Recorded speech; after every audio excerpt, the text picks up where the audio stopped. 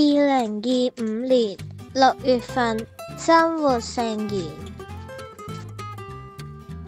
慷慨地給予會創造奇蹟，你們給他們吃的吧。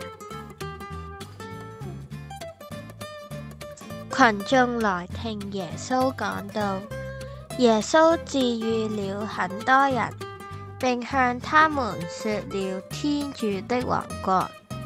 與耶穌在一起，感覺太好了，冇人想回家。就嚟到黃昏了，但大家仍然坐在那裡聽他講道。門徒們很擔心，因為天已經黑了，便請求耶穌讓眾人離開，以便他們可以找到地方吃飯和過夜。耶穌卻非常平靜地告訴門徒：你們給他們吃的吧。門徒回答說：我們應該怎樣辦呢？現在只有5個餅、2條魚，但對耶穌來講，即使是那麼一點點食物也很重要。他祝福了食物，切開分給門徒，叫他們分發人群。每個人都食飽了，甚至仲剩下12籃食物。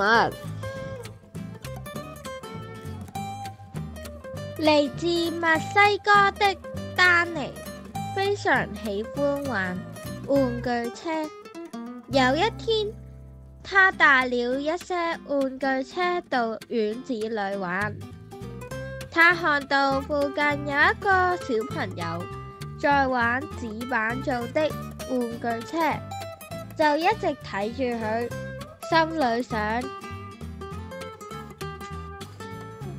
如果耶穌能給他一些真正的玩具車，該多好啊！然後他想到一個主意，就把自己的2輛玩具車送給了他。丹尼想：我幫助耶穌送給他一些玩具車了，他覺得很開心。幾天後，他的姐姐返到屋企對他說：這是我的朋友送俾我的，都送俾你。